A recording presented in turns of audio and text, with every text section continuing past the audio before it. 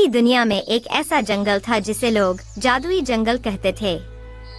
वहाँ के पेड़ पौधे, जानवर और प्राकृतिक सौंदर्य ने हर किसी को मोहित कर दिया करते थे। इस जंगल में अनेक प्रकार के जानवर रहते थे जो अपनी विशेषताओं से प्रसिद्ध थे। यहाँ के पेड़ बहुत ही जादुई थे और उन पर लगे फल इच्छाओं को पूरा करते थे, यह कहनी है।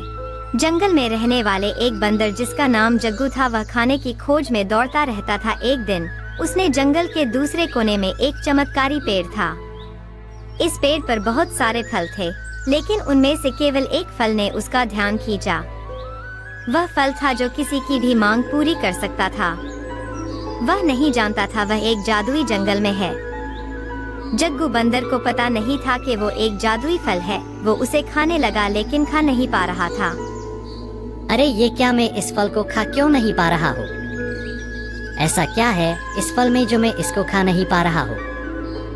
कहीं ये फल जादुई फल तो नहीं? देखता हूँ जादुई फल तो नहीं है।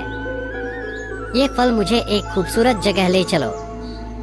अरे ये क्या, ये तो चमत्कार हो गया।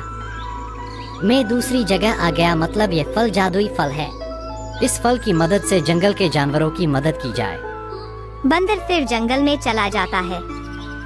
कुछ दूर चलने पर उसको लोमड़ी दिखाई देती है, तो वो उससे बोलता है, क्या हुआ लोमड़ी बहन, इतनी उदास क्यों लग रही हो? क्या बोलूं, खाने की तलाश में निकली थी लेकिन खाना नहीं मिला। चिंता क्यों करती हो, मैं हूं ना, मेरे पास एक जादुई फल है। ये सब इच्छा पूरी कर सकता है। ये लो खाना और चलो अब जंगल वालों की मदद करते हैं। एक बार जंगल में सूखा आया। सभी पेड़ पौधे सूख रहे थे और जानवरों को भूख और प्यास की समस्या हो गई थी। उन्हें खाने के लिए कोई भी खाना नहीं मिल रहा था।